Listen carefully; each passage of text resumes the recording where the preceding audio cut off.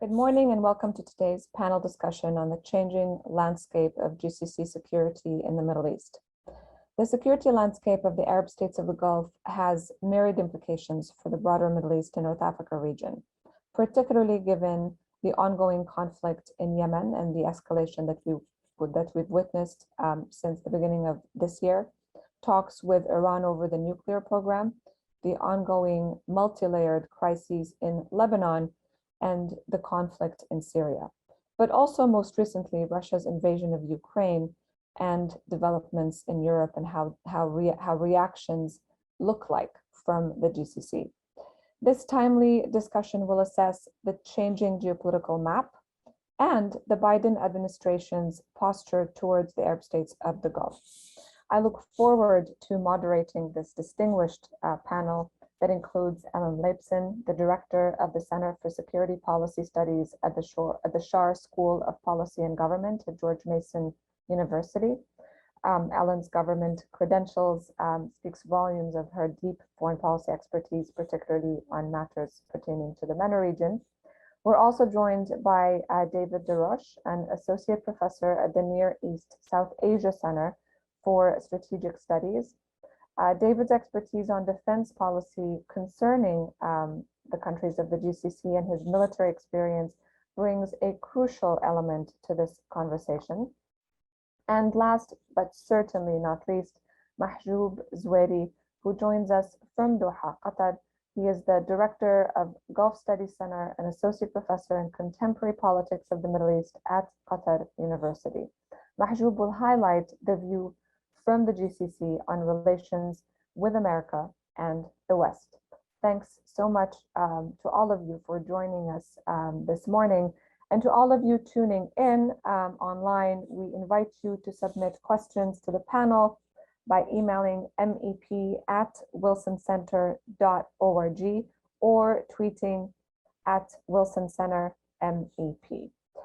Ellen, I'm going to start this discussion with you, basically to ask you to outline the main features of the GCC landscape as we see it today and how you see the relations with the Biden administration.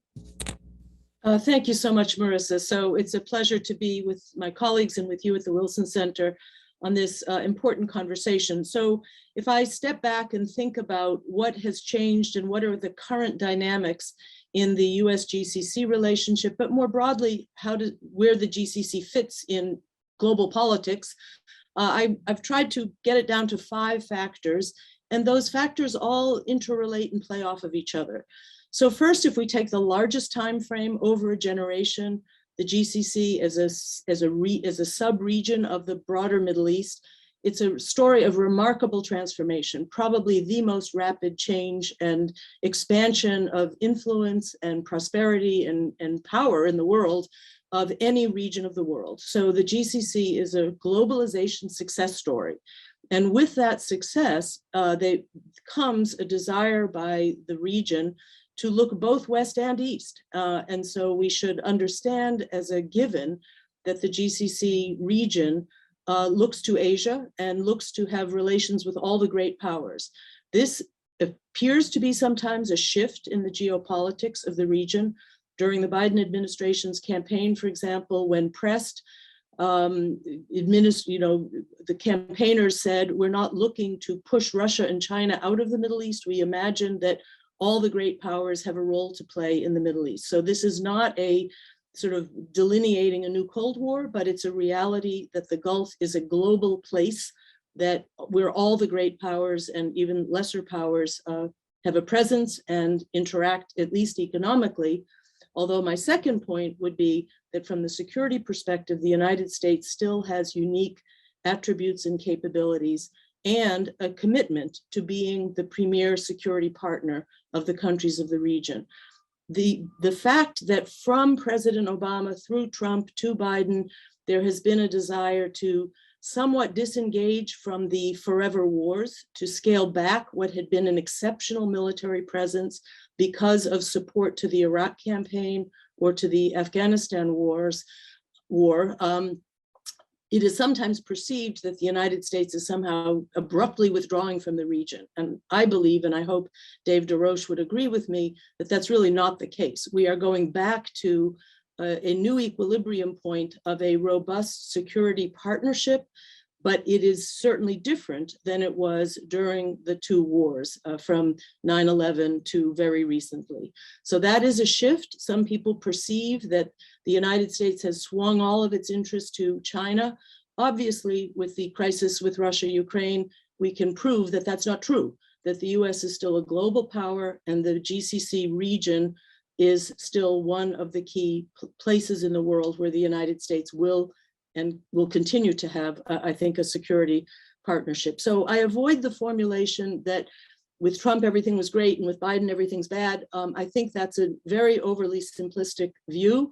I think that by the end of the Trump administration, countries in the region realized that this desire of the United States to recalibrate how much presence and power it was committing to the Middle East was true even in the Trump administration. And while there may be a different personal quality to the ties under Biden, those sort of core realities are not that different.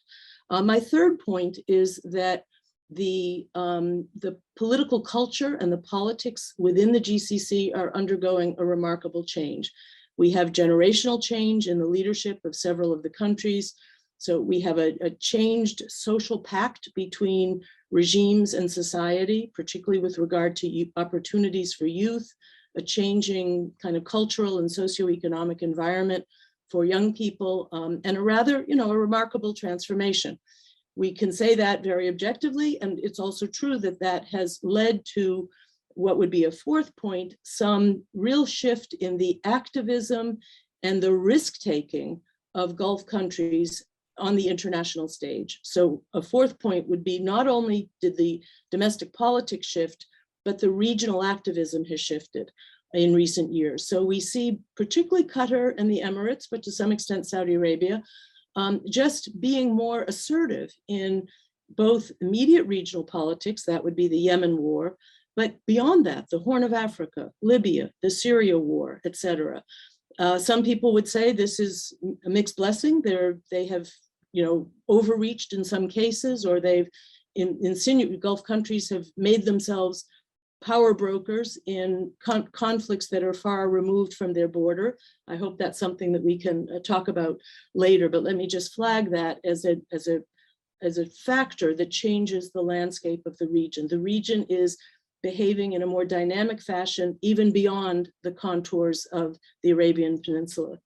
And another manifestation of that would be the Abraham Accords, the normalization or the establishment of normal relations with Israel, not ending a state of war because that was not on the table, but the Abraham Accords. Just yesterday, the leaders of Egypt, Israel, and the UAE met in Sharm el-Sheikh.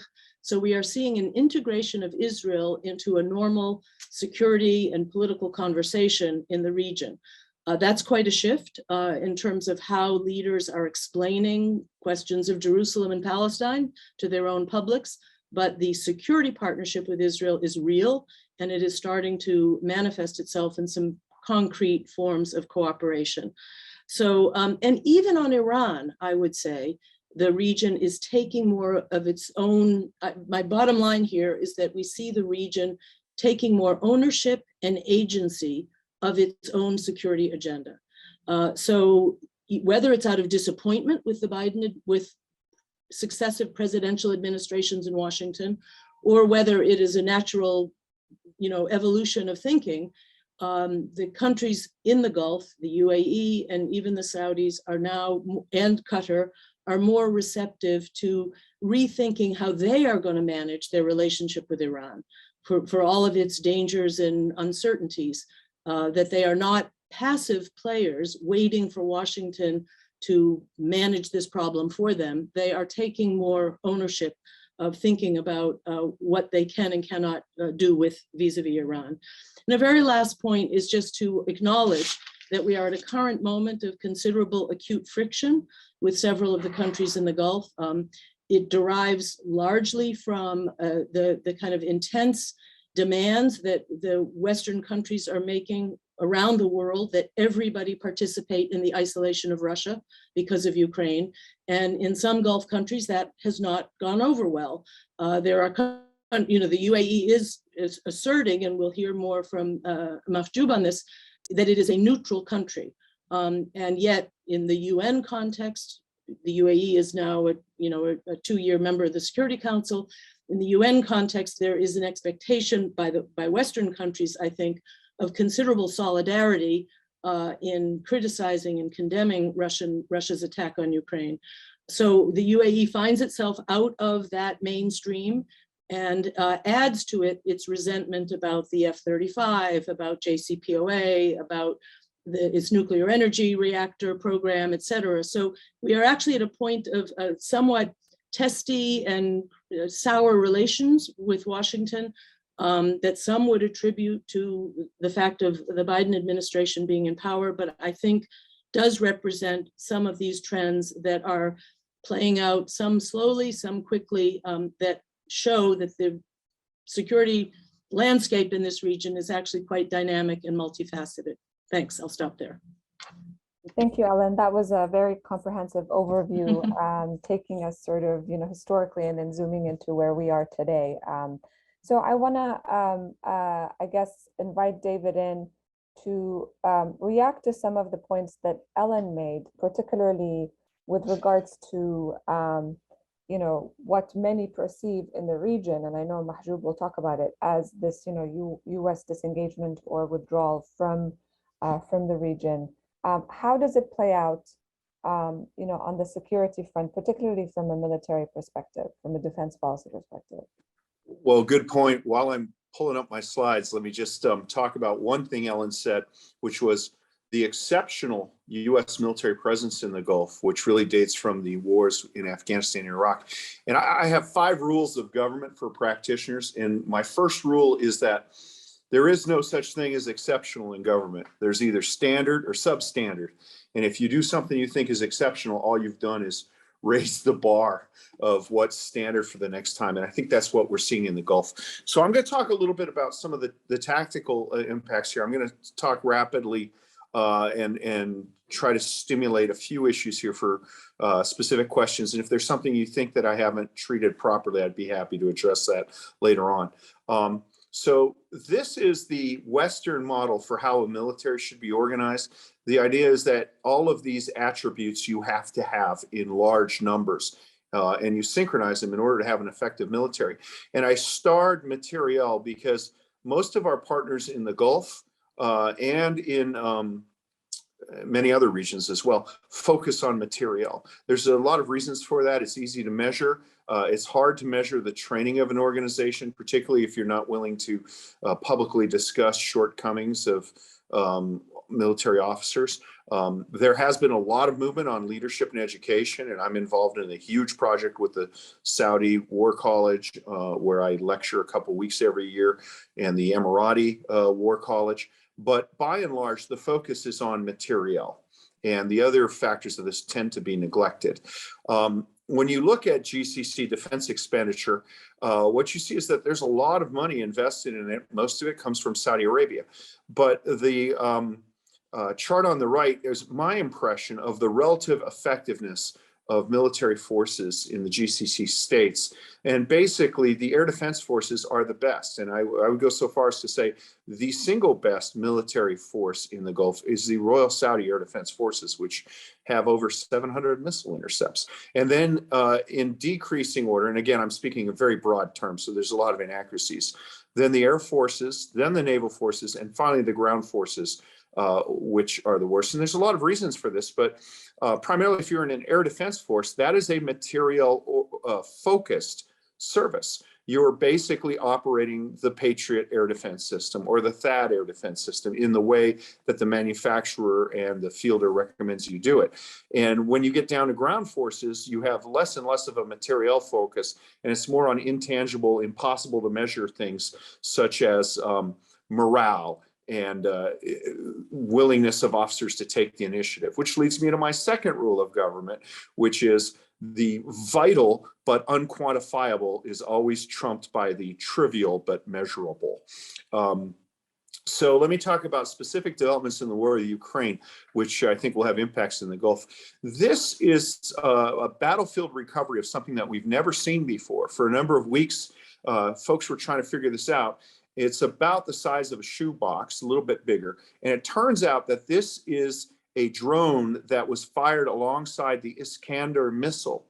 These are the primary missiles that Russia has been firing, either from a ground-based configuration or an air-based configuration, from Russian or Belarusian terrain into the Ukraine. And while the Ukrainian forces have done a good job in defending against aircraft, and contrary to the expectation of every military analyst, to include myself, that Russia would control the airspace within a matter of days, if not hours. They have not been successful at intercepting missiles. And we think it's because of these, which actually deploy alongside the missile and then shoot out and emit an electronic and heat signature similar to the missile, and thus draw the air defense systems off towards that. This is going to, if this becomes widespread, and I think it will upend conventional air defense calculations in the Gulf. And as I said, the air defense focus in the Gulf so far has been exceptional. Witness the UAE intercepts of missiles coming towards Abu Dhabi, and the long and impressive Saudi track record. The second development I think we're going to see is the widespread use of commercial satellite capability. This is a Russian artillery battery, and you can actually see them firing at that point of it. Everybody can be observed from the air now, and even non-state actors can acquire this technology. As small satellites go into orbit, and they are going in at, there's a logarithmic decline in the cost of putting an object into space. Within 10 years, everybody's going to have access to satellite imagery. In disputed areas, you could probably get a new image every hour or so. And that sort of persistent overhead observation is of great concern to the Gulf, because facilities there tend to be limited. Military facilities are fixed, and thus they can be easily observed and targeted. The third observation, which I alluded to earlier, is the importance of morale. These are Russian prisoners. The Russian army has not fought anywhere near as well as people have expected it. Everybody from Vladimir Putin down to the lowest military analyst has been shocked at their poor performance. And I think when people take a close look at that, they're going to see, okay, you had a well-equipped force with very modern equipment that have performed poorly because of small unit leadership. And unfortunately, the Gulf militaries are only now focusing on development of leaders at the small unit level. So I raise those issues rather quickly in the hopes of stimulating discussion. If you like this kind of stuff, this is my social media context, and thank you. I welcome your questions. Thank you so much, David. I think I will get back to you on a question with regards to how all of this played out in Yemen, because that was not exactly a successful venture for the Saudi Arabia and the UAE or the coalition. Mahjoub, I want to turn to you to give us the view from the GCC, from Doha in particular, but given your expertise of the region as well. Are some of these points, do they hold water in the way that some of these governments, but also the people, view the shifting relationship with the United States and the West? And how is it all playing out? As you said, the voices from within the region. Thank you so much. It's a pleasure to be with you this afternoon, Doha time, of course, morning your time. Let me share with you just a few observations on how, at least as someone who lives in this region and engage with a discussion with politicians, academics, and those who are following the political situation. There are a few things easy to predict, but it needs some time to form them, to put them in a context so you can understand on what basis they were made. The first point, Al-Ula agreement or Al-Ula deal did not mean that the past has been forgotten or a new chapter has been started. It was an end of chapter, yes. However, still the door is open, and the past has indicated that, ending any kind of conflict in the Gulf does not mean the end of conflicts. It's just a chapter of the sort of confrontation, simply for one reason. There is different directions that the governments are choosing. They are not choosing one direction. They have different understanding, definition of their national security, of their interest, and that's the reason, makes every country to choose different way, which basically sometimes upsets the others. So al-ula, does not mean that there is a full confidence between parties. The lack of confidence is still exists. Maybe underneath, maybe is not in a media, but I see is still there. And maybe this because of the past years, because of this kind of ongoing criticism, especially when it comes to Emirates, Saudis, to Qatar, and also Kuwait as well. Sometimes it was targeted as well. It was criticized because of its position towards Gulf crisis and the blockade of Qatar. Of course, Oman as well, there's a lot of criticism from within about Oman, because Oman has chosen to open up to Iran and to mediate when it comes to Iran and the United States years ago, so that they facilitate basically the way to get to the deal 2015. So there is sort of different dynamics and different directions that states are moving towards, and that caused basically lack of trust, that there is nothing in common. They're all open to all parties according to their own national interest. And here we have to consider the change of leadership. Individual matters. We have to look at who's disappeared from the political scene. The Emir of Kuwait, the Sultan of Oman, and you have the absence of the King of Saudi Arabia. So there is a changing of dynamics situation in United Arab Emirates as well. So individual actually matters, and how they act and how they believe, who are their advisors, what is their background, how they get to what they are in now. And that also matters, and we have to look at it because it does change, it does affect the political dynamics, and also affect even the way how they handle the matters, the conflicts, or the differences between different states. And this takes me to the second point.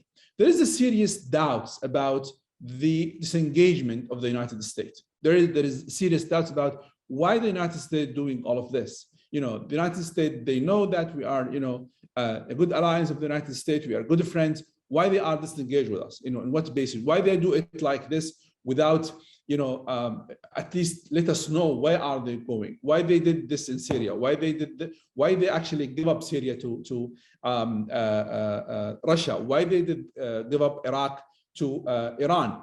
And why all of this happening? And those are evidence makes us worry about what will happen next. So there is serious concern. There is a debate about, now, for example, what the American administration now is doing when it comes to Ukraine, why they are not doing enough to stop Russia, basically. This is the United States. This is a superpower of the world. Where is this muscle? In 1991, they formed a coalition of 32 countries over the phone. In 2003, they formed a coalition of more than 40 countries over the phone against Afghanistan. Where are all of these muscles? Where is this strength? Where are they? Why they are not existing now? So there is a serious discussion about it. What happened to the United States? Why is it weakness? Is it no interest? Did it believe that it is declining, a serious decline of the United States? And this takes me to the third observation is, how to deal with two main enemies to each other, which Iran and Israel.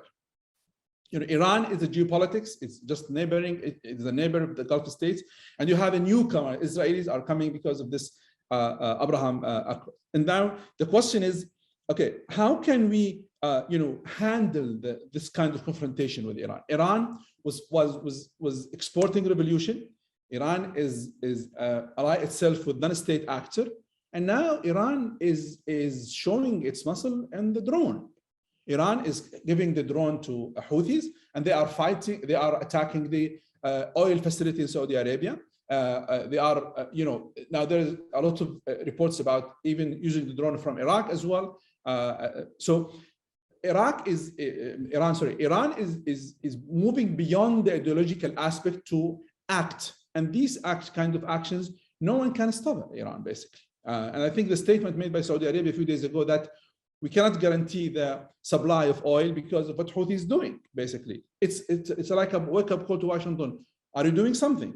Or actually, we cannot guarantee there will be a serious oil supply. Now, again, this also applies in Israel. Israelis are in the region, in United Arab Emirates and Bahrain, and Iran is worried of that. Of course, Emiratis, they try to send a very clear message to the Iranians, don't worry, they will not be threatening their security. But the Iranians, they are not confident about this. And that basically this making Iran more alerted and more concerned about what is the nature of the future of the relations with the United Arab Emirates in the light of this relations. And the Iranians remember exactly what does it mean of having Israel in your backyard, because there is example of Azerbaijan. Azerbaijan did play an important role because it opened its own border to Israelis, and they act according to the Iranian against Iranian security. So they are comparing between what's happened in Azerbaijan and United Arab Emirates role. Is it the similar case? Are Israelis serious of using the Emirati land to affect the security of Iran? And the final point I want to end with is where all of this from serious instability in the region. You look at Yemen, as I mentioned, Yemen, there is a serious confrontation between Riyadh and Tehran. There was a serious attempt to meet the two countries to meet, and after the mediation of Iraq. Now everything is closed because Iran basically was upset of the hanging of, I think, 81 Saudis. 40 of them are Shia. So they are basically criticized that, and they stopped any kind of negotiation with Saudis. At the same time, they're trying to encourage Houthis, or they are not stopping Houthis to act against Saudi Arabia. When it comes to Lebanon, it's the same case. Iran is playing there. Saudi Arabia is weakening its position in Lebanon. Lebanon is, as a state, is falling apart, and that was important to the Saudis in particular, to show that they have a muscle in the Levant, in Lebanon, to tackle Iran. And now they are not basically, Saudi Arabia is disappearing from the political life, and Lebanon is falling apart. The state is becoming failed state, or is actually become it becomes a failed state. So all of this takes us to one conclusion. The Gulf is actually in the case of I would say waiting mood, trying to see where things are heading, regionally and internationally, where the United States is moving. This administration or next administration, is there a serious change on the international order? Are we not considering this as a Gulf, or actually we should move? Is China is the option? Is Russia the option, the alternative? And these kind of points are discussed actually, and I'm sure David heard them. I think he's in Doha now. I'm sure you heard this from a lot of colleagues in Doha as well. Thank you so much. Thank you very much, Mahjoub. That's also a very important part of this discussion, to see how basically this relationship is viewed from the region and by governments in the region. I'm going to get back to you, Ellen, because there were certain points about, well, that you made, that there's a perception of that Mahjoub just confirmed about this disengagement. But that does not necessarily mean that the US is abandoning the region completely. But then we see, certain behavior not in line, or not necessarily in line, where the US stands vis-a-vis multiple issues. Ukraine is one of them right now because it's happening, and with the standoff with Russia, but also in the region with Syria and the recent sort of normalization of relations between the United Arab Emirates and Bashar al-Assad. And like the second part of the question is, for many of these new leaders, but also traditionally in the Gulf, engaging with relations with the United States is very personal. I wonder how you think the Biden administration is handling that element. So let me just take the second one first, because I think it's certainly true that culturally there's and we're in a situation where the Biden administration, in part vis-a-vis Saudi Arabia in particular, has taken a kind of strong stand that it doesn't want to over-personalize or develop this, all is forgiven approach with Mohammed bin Salman. So the sort of unwillingness to establish a kind of personal channel to him, but more broadly, I think an avoidance of that kind of highly personal style that is so valued in the Gulf. That is clearly, if you could say a mistake on the part of the United States to not be able to sustain what is, both politically and culturally important to the Gulf. So we deserve a little bit of criticism for undervaluing something that is too important to the Gulf.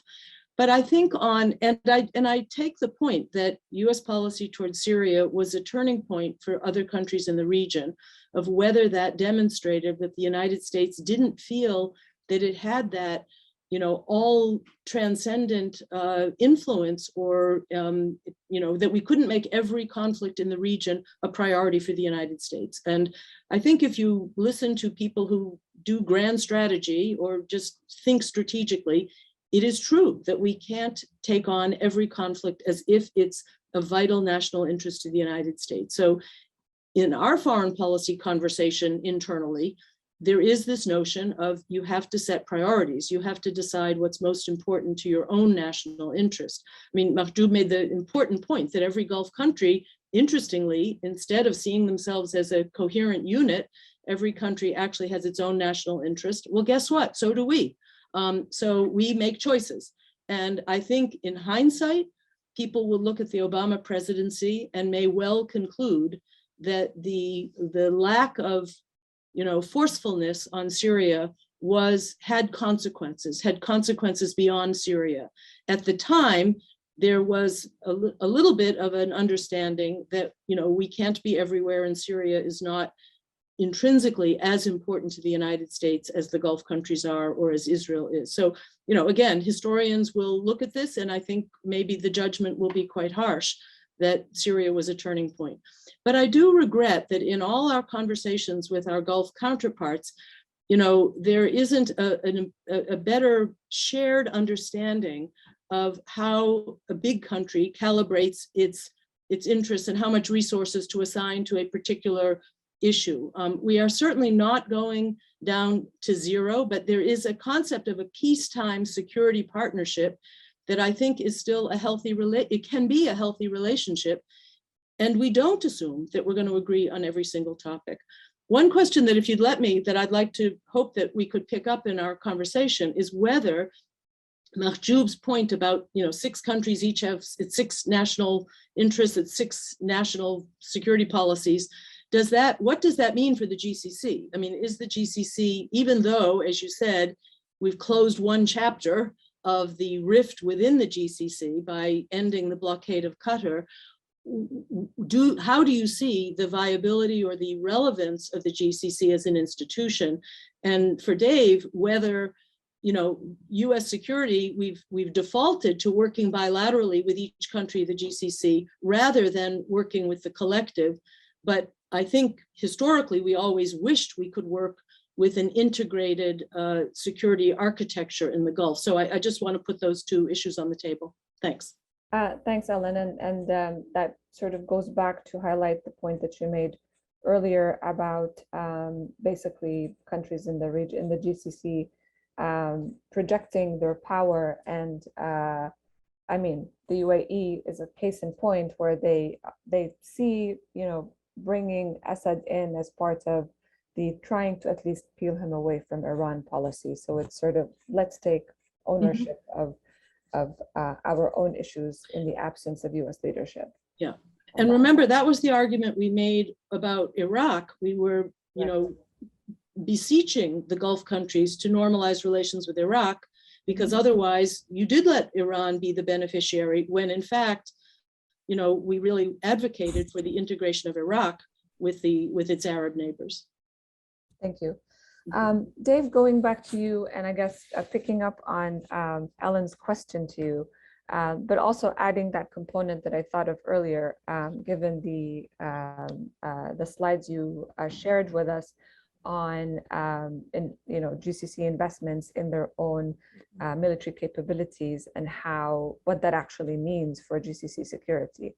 The war in Yemen is a complete disaster from multiple angles, particularly on the humanitarian side. But a lot of it has to do with the way that this was also conducted by coalition members. You can comment on that, these two. Yeah, good question. So, the goals of the war in Yemen were to secure border of Saudi Arabia, to prevent the establishment of an Iran-friendly regime, to stop attacks cross-border, and to ensure unimpeded shipping. So, you look at all four of those goals, and basically you take all the money that Saudi Arabia spent. If they had brought everybody in the national stadium and set that money on fire, they'd be in a better place than they are now. Unfortunately, the military analysis of the war in Saudi Arabia, of the war in Yemen, is kind of mixed. I mean, the Emirati forces have come out of it particularly well. If you had broached the idea 10 years ago of a GCC force conducting an opposed amphibious landing, people would have laughed at you. They've done 3 of those. They've shown themselves to be pretty good at establishing local surrogate forces and directing those indirectly, and establishing security. Some people say, well, that's all Mike Hindmarsh, but whatever. The Saudi record is decisively more mixed. The missile defense is the one bright spot, but you don't win a war by playing defense all the time. The Air Force has a mixed record, but I would argue that it's actually rather good. It compares favorably with what we saw, say, the NATO campaign against Kosovo.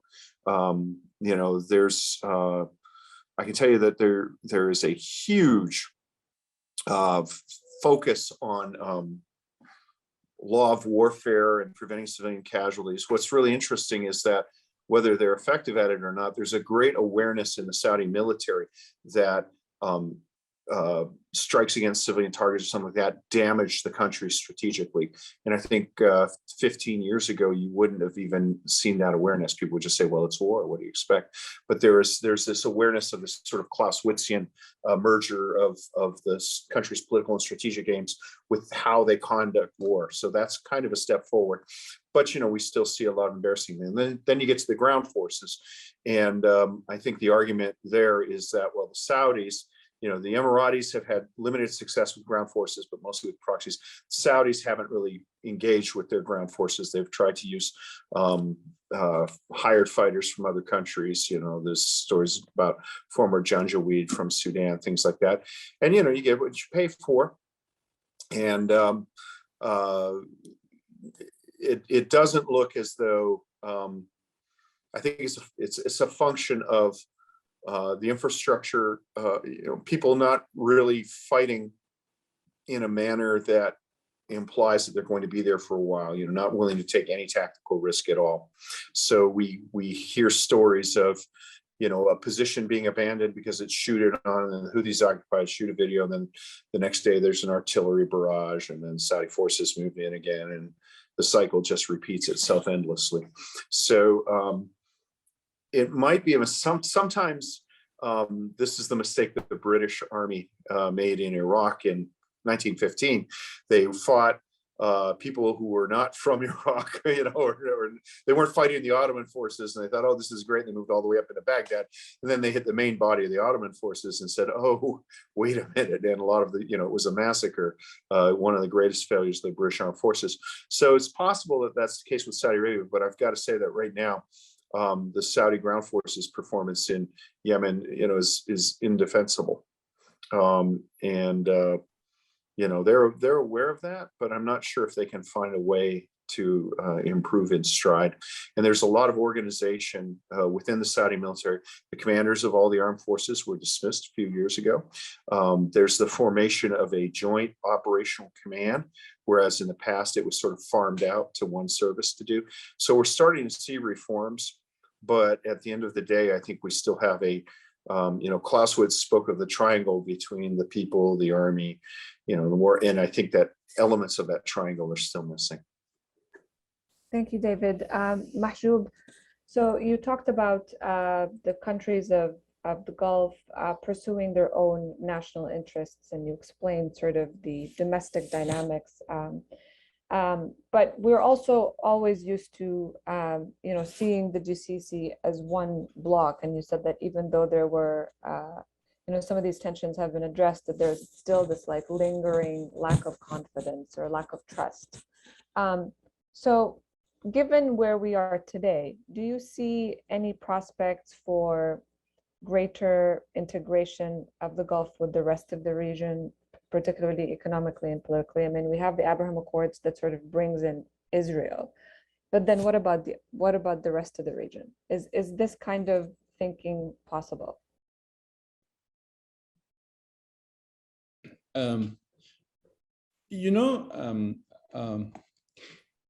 I think from the beginning it was clear. I mean, as someone who studied and teaches history of the Gulf and state formation and all of this, it was obvious that Gulf states, each Gulf state has different definition of its national security. The issue is, and here I'm just elaborating on what Alan said. The issue is, yes, the United States has the right to defend and to define its national interest. But the United States in the last 30, 40 years did impose on Gulf states a specific meaning, a specific idea about the national security. For example, you as a Gulf state, you should be against Iran. You should be against Iraq. So there are specific rules or specific steps set by Washington and in a way imposed or convinced, you can call it whatever you want, but it was used here to say, okay, for that reason, for example, we are against Iran. For that reason, we are supporting the war in Iraq 2003 because Saddam Hussein, blah, blah, blah, blah, Iran the same. But in reality, whether Washington did not see it or they didn't want to see it, that there are huge differences. I mean, if you look at Qatar foreign policy since 1995, it was a huge difference about comparing with Saudi Arabia foreign policy. Qataris are dealing with Iran. Qataris are supporting, doing sort of mediating in Lebanese political scene. They are helping on rebuilding south of Lebanon. At the same time, they are engaging with Iran. But the Saudi Arabia is actually telling Washington, you have to impose more sanctions on Iran. So I think Washington did not pick it correctly, that there are different definitions of national interest for each Gulf state, and Washington should behave based on that. But in what happened, actually, Washington insisted that, we are insisting in Washington, that was the discourse. We are in Washington insist that there is one bloc called Gulf states. There is one group of states, their national security should be one. And that's the discourse. And I think that was a huge mistake, because when we saw what happened in the blockade of Qatar, I think Washington realized, that, maybe we are mistaken, actually. We should wake up from that dream that, these Gulf states are different and there's huge differences between them. There is another factor we have to consider, actually. There is a changing nature of relation between state and society in the Gulf. And this will have impact on how foreign policy is shaped. It is inaccurate to say that states are not considering the state view of their own foreign policy. It's not accurate. We may not have Congress, we may not have a parliament, we may not have political parties, but there are channels of communication with the state to say, by the way, wake up, we don't trust Washington, we don't trust Russia. There are groups in society, they can reach out to those who are in power and tell them that. So I think we should wake up to that fact and say, the state now is considering seriously, how can I communicate with my base? How can I convince them of what I'm doing? Because if I do all of this work outside, or mediating, or helping there or there, I need there's someone who can write something in Twitter and say, this country is doing that. Why you are doing that? And if you ignore it, it will be, there will be space for rumors. So you don't need to leave it. You have to respond immediately. So you're in the story. So I think that is a factor we have to consider for the future, that this dynamic of the relation between state and society is changing. There is no debate about rentier state. This is the end of the chapter. We have a new society, young society, open society is imposing itself on the governments. If the governments want to ignore this is their own business, but the society is moving ahead actually. So I think that also should be considered in the context of foreign policy. And I think that some of the states, including Qatar, they are looking at this seriously and they consider this on their movements. Thank you very much. That's a very important point, that the ways of the past are no longer viable options or viable tools for many of these governments, because the landscape has changed internally.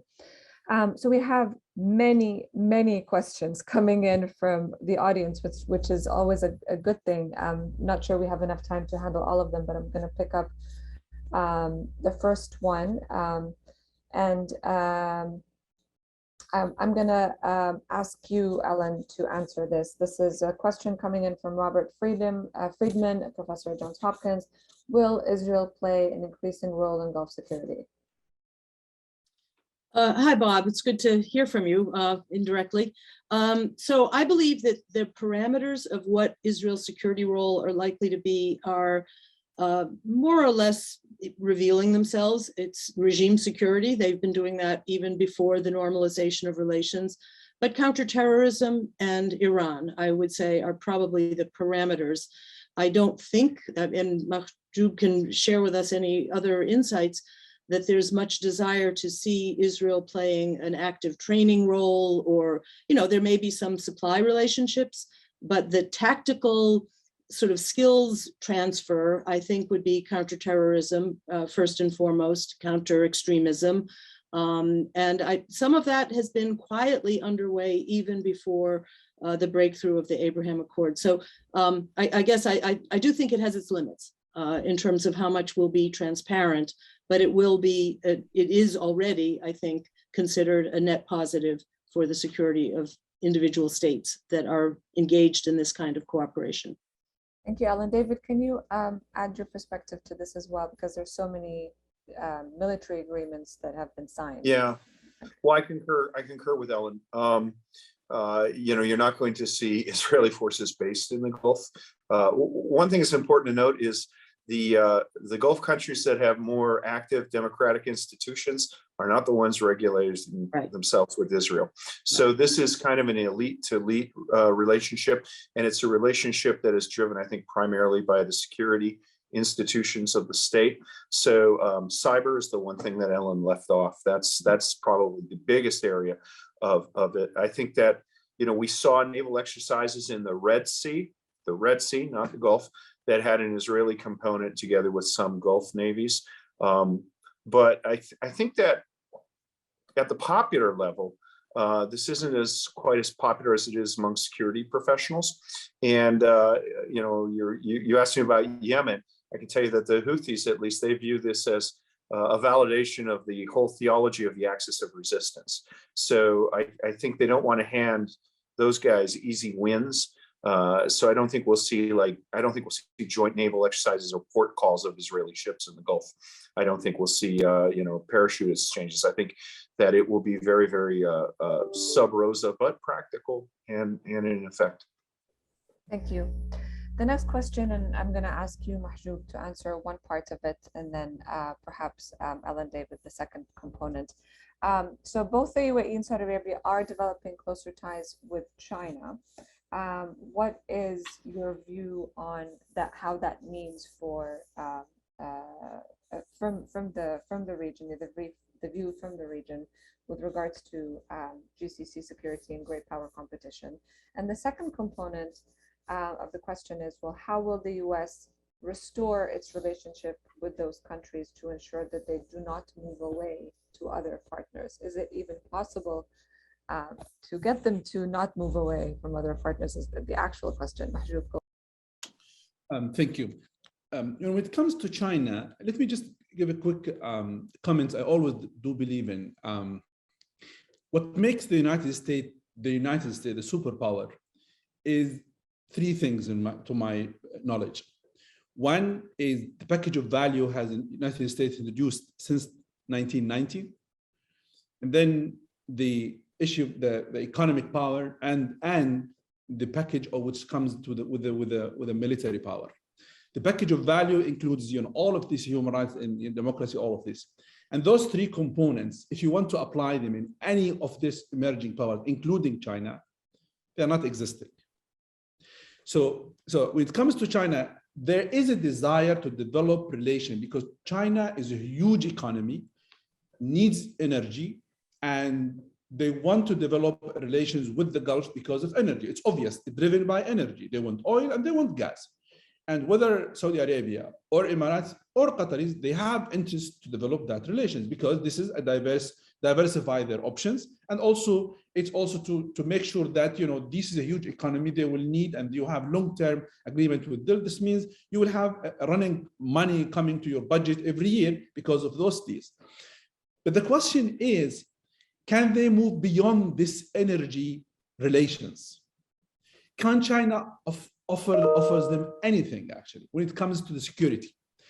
We know Saudi Arabia is trying to open up to when it comes to the military collaboration with China. We know Emirates is doing this. There are reports about also some reports say about Qatar. We are not sure about that, but even about Saudi Arabia, they rejected even the reports about Yuan few weeks ago. So what we see, there is a movement toward China in the last 10, 20 years. It's very clear and no one can deny it. There was a political visits, there was, exchange visits or all of this. The issue is whether those two countries can rely on China when it comes to security of the Gulf and their own security, number two. And number three, whether China wants to replace the United States in the Gulf. China's foreign policy relying on one major fact. I was say it in my words. I don't want to upset anyone, quote unquote. China doesn't want to upset anyone, want to make everyone happy. So Israelis are doing mistaken against Palestinians. Palestinians also are doing mistakes against Israelis. So that's it. This is my position. And again, when it comes to the blockade of Qatar, you saw how their position is being shaped when it comes to the Gulf crisis. So I don't think so. I'm not sure that China wants to replace the United States at the moment. They don't have maybe the desire, they don't have the capabilities because they know that this will drain them economically. This will cause more confrontation with the United States. Now, what the United States can do to push those countries back to Washington, it's obvious. I think the Saudis is very clear to them.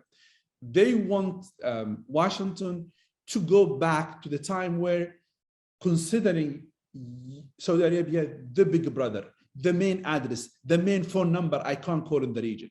The time where Mohammed Hosni Mubarak were there and King of Saudi Arabia. I can pick the phone and say, you are the big boss in the region. I need you. This time is gone. It doesn't seem we'll be back soon. Maybe changing dynamic of the region.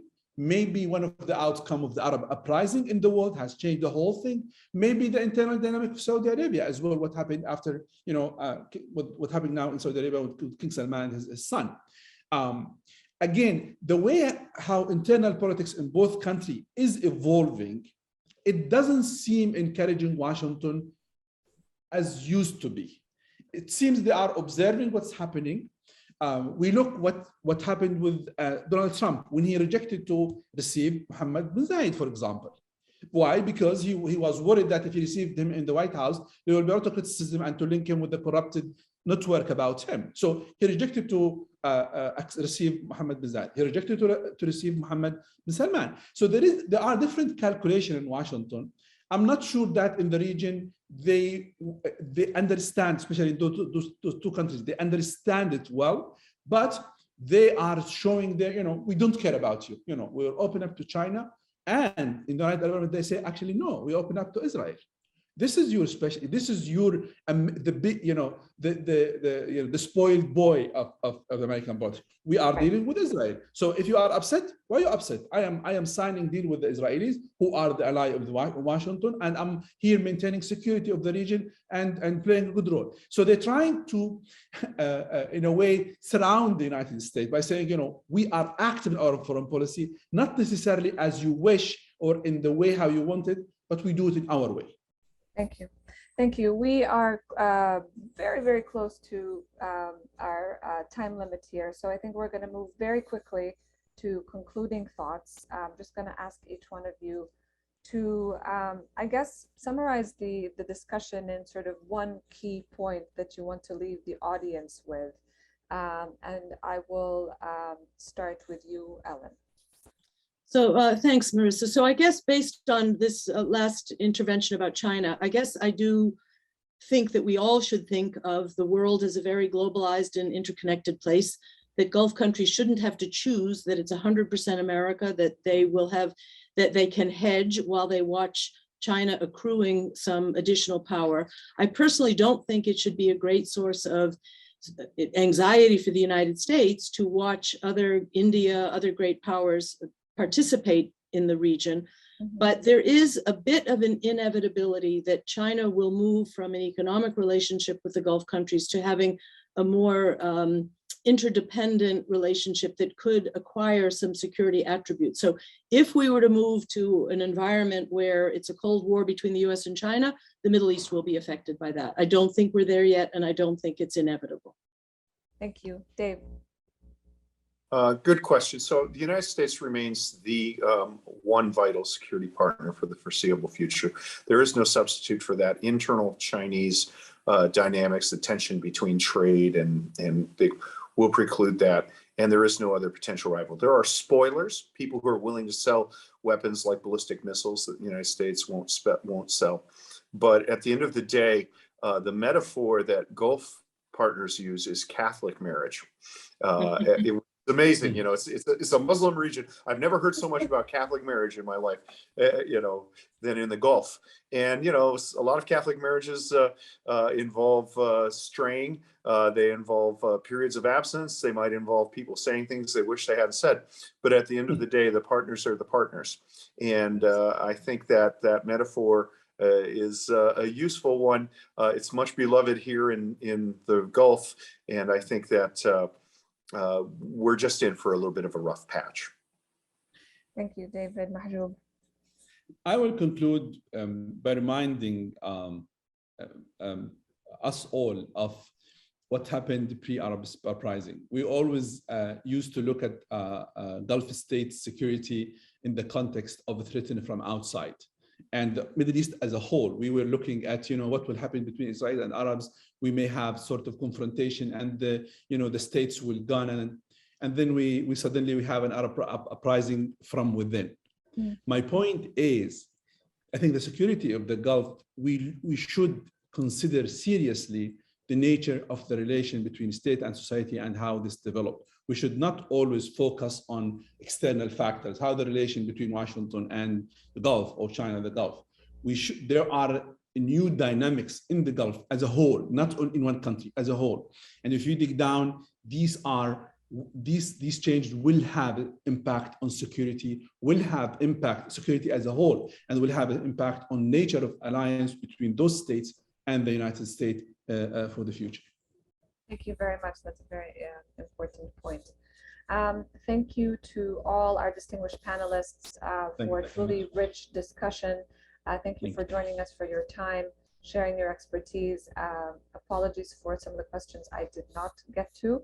Hopefully next time we'll have a longer discussion in the near future. Thanks to all the listeners, and we hope to see you soon at another Wilson Center MEP event. Thank you. Thank you so much. Thank you. Thank you. Yep.